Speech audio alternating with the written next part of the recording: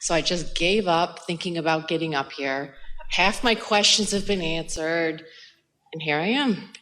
So you let go of the strong question that was causing resistance enough that you couldn't get in the chair? Yes. And now you're going to give it to us? No. Hear this. In other words, we really want to make a point about this. Sure. So you let go of that. And so now what do you want to talk about? Is it different than that was? Well, I feel like it needs to be, because if I focus on that subject, I'm going to have the same negative emotions. So you'll be in the chair and still in a state of resistance. Well, I hope not. Well, you would be. Let us be clear about this. So there's something that's unanswered, and so you let it go. Okay. And when you let it go, you light it up.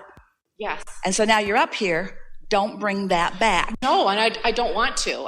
That's the point. We wanted to make sure everyone was understanding. Right. So isn't that interesting? So I'm going to pay a boatload of money. Maybe I'm going to get on an airplane and fly to see this ghost. But I'm not going to be encouraged to talk about anything that's important to me.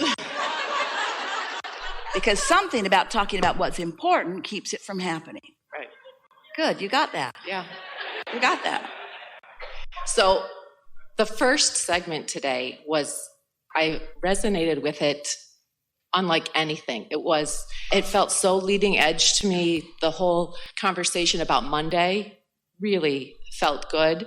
Oh God, now my mind is going blank with the lions and being more about satisfaction, and I'd really like to go further. The reason that conversation feels so good to you is because it really is the leading edge of this conversation that we're all having together. It's the fine-tuning of why some things feel better than others, and it doesn't matter what it is that you want. It doesn't matter whether it's a material object or a pile of money or a relationship. It doesn't matter what it is. The reason that you want it is because you believe you will feel better in the having of it. So everyone is reaching for this satisfaction. And we want to use the word satisfaction because it's a different word than you usually use when you say, I want to live happily ever after. It's a different word than you usually use when you mean success. I want success. We've been saying for a long time that success is the joy you feel. And today we're saying success is the joy you feel, or the happiness you feel, or the satisfaction that you feel. But there's something about exploring why something is more satisfying than something else is. So if for a little while, whenever you find yourself in a state of satisfaction, just stop and ask yourself, why do I feel so satisfied right now?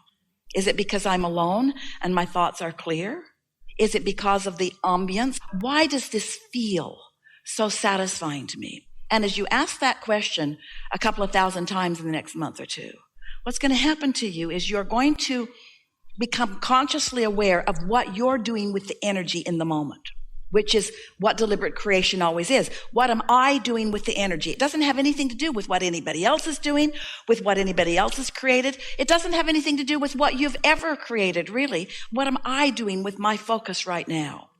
And as you start figuring it out, that, well, because this is what the answer is going to come to over and over again, no matter what the subject, if you feel satisfied, these are the answers that are going to occur to you. You're going to know, oh, I'm in a state of non-resistance.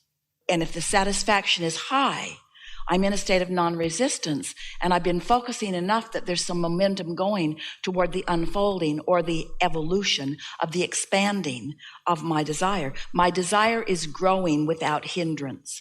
That's what the feeling of satisfaction is. My desire is growing without hindrance. Can we talk more about that? That's really good. And I feel like I might have a desire, and sometimes I have, for example. One time we said to a woman, we were trying to get her to talk about what she wanted, and she wasn't coming to any of it. And then we started naming a few things. And she said, oh, I don't want that. I've already got that. I've already got that. I've already got that. Which made it evident to her and to everyone else, certainly to us, and we amplified it, is that a lot of people think that desire or wanting is only about things not yet manifested. And so you don't realize that you could focus upon a lot of things that are already in your experience with appreciation, and that causes momentum to expand, which brings more satisfaction. We've been saying to you for years that when you ask, it is given. Step 1, life causes you to ask. Step 2, source gives it to you. Step 3 is you've got to be in the receiving mode. Today, we want to say to you, you've got to feel satisfied to be in the receiving mode. If you're not feeling satisfaction, you're not in the receiving mode. So could you be looking at something that you want that has not yet manifested and feel satisfaction at the same time? It's not logical to have something that you want and be looking right at the absence of it and be feeling satisfaction at the same time. But could you be focused upon anything else in the world that's easy for you to feel satisfaction about and at the same time be an allower in this moment of that? That's this new piece that you are so ready to begin applying. What causes my satisfaction? You know what your satisfaction is? Your satisfaction is being one with who you are. Your satisfaction is having no gap between you and your inner being. But your inner being, friends, your inner being has expanded so much just now. Your inner being keeps being more. You got to keep up. You got to keep up with your inner being. And do we mean you got to keep manifesting? No. You got to vibrationally keep up. You caused your inner being to expand. If you don't keep up, then you don't feel satisfaction. So satisfaction is the basis of my happiness. Satisfaction is the basis of my success. Let me call it satisfied instead of happy. And let me call it satisfied instead of successful. And let me call it satisfied instead of manifestation. You know that feeling. Don't you know that feeling? That's nice. This feels so good. Satisfaction. Just go for satisfaction, just for a little while. Sometimes people would say to us, especially in the beginning of meeting us, and they would say, "Oh, Abraham, I've been wanting so many things for a long time, and all of a sudden, bam, bam, bam, bam, bam, manifestations all over the place. It's like I was holding a rubber band back and I let go of it. Now all kinds of things are manifesting." And we say it's because you have been desirous of so much you haven't been letting in. And now, in looking at life with little different premises than you've been approaching it, as we get you to think in terms of being a vibrational perceiver rather than a doer, or even a feeler rather than a talker, as you just start approaching it just a little bit different, then you start finding some new ways into some things that your pattern of thought has been blocking. Mm-hmm. You ever been with a friend and when you sit down, you kind of have the same conversation over and over and over again? And it's often about something that they want that isn't coming about, and they just think that maybe one more dialogue about it will give them the breakthrough. But it won't.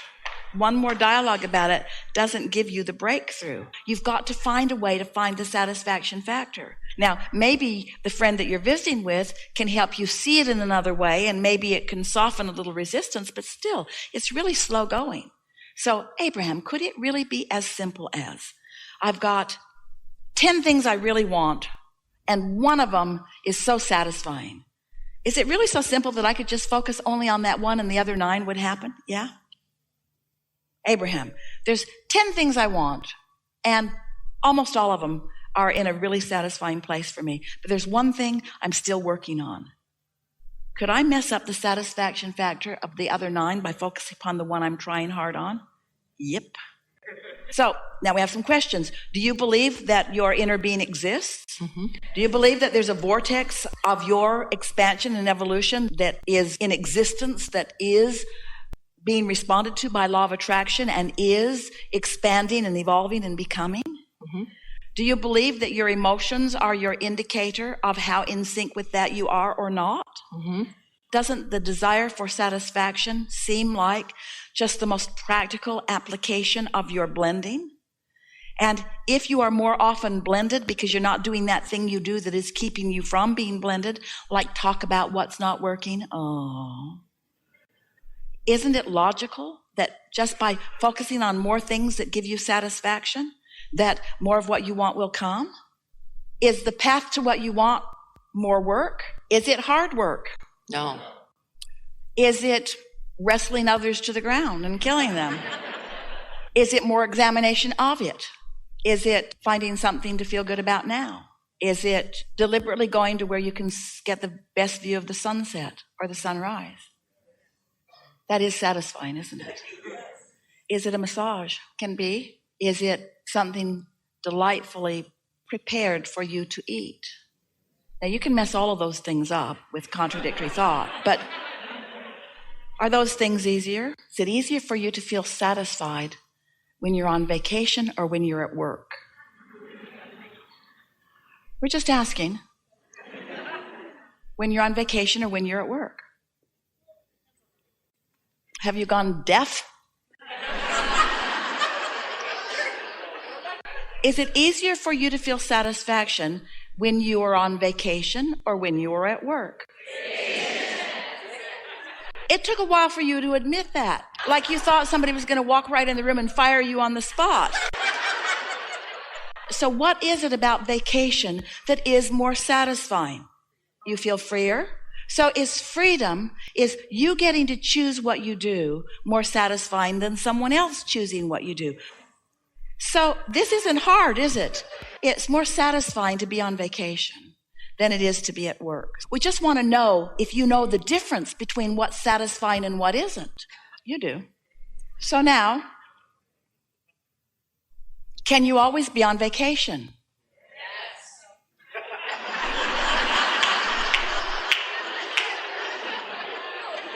You've read too many of our books. It's not logical that you could always be on vacation, is it? This is not going where you think it's going. We're not trying to lead you to being satisfied at work. Let's just face it, work sucks. We're having fun with you. We want you to make the distinction between what satisfies you more than other things. You've let somebody else tell you what's right for you to feel, what's right for you to do. We want you to awaken to what's satisfying to you. If you don't acknowledge that you feel better when you're free to do what you want, and you're saying, no, actually, I'm much happier when I'm doing all of the things that other people want me to do, then there's no hope for you ever finding your guidance system. If you can't tell what's hot and what's cold or what feels good and what doesn't feel good, then your guidance will not work for you. So we're talking about the satisfaction factor because the satisfaction factor is what's predominant in your emotional guidance system. And if you're not willing to admit what feels better, then you have no guidance. You see what we're getting at?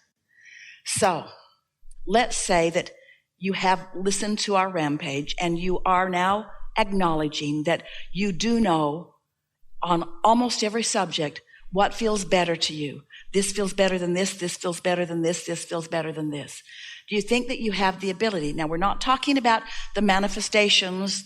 We're not talking about the things that you're doing that you have to do. We're just asking you, is it possible for you to turn your attention to more of the things that are satisfying and away from more of the things that are not satisfying? Can you turn on a television program and listen to it and feel whether it's satisfying to you or not? And once you've made that determination, do you think that you now have a stronger impetus or wisdom to move in the direction of what is satisfying and therefore away from the direction of what isn't satisfying? Well, then you're off and running. There will be momentum building quickly toward the things that matter to you. And the resistance that has been hindering you about things that really matter to you will begin dissipating so quickly that your receptive mode of being aware, your feeling of what to do, your impulses are going to be so keen that people are going to begin noticing the difference in your flow. You'll be less halting. You'll be more sure-footed.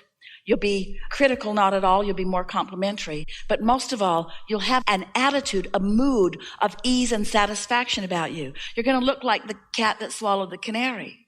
You ever see those people? You know something's going on. You can just tell something's going on.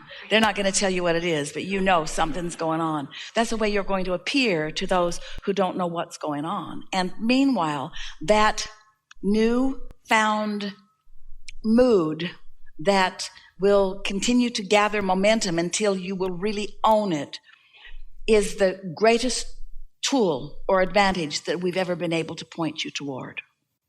We've been telling you for a long time that life is supposed to feel good to you and that life is supposed to be fun and that you get what you want, that the universe is on your side, that when you ask for it, it is given. And now it's time for you to believe that for you. It's time for you to let the universe show you how ready it is for you to be ready for it.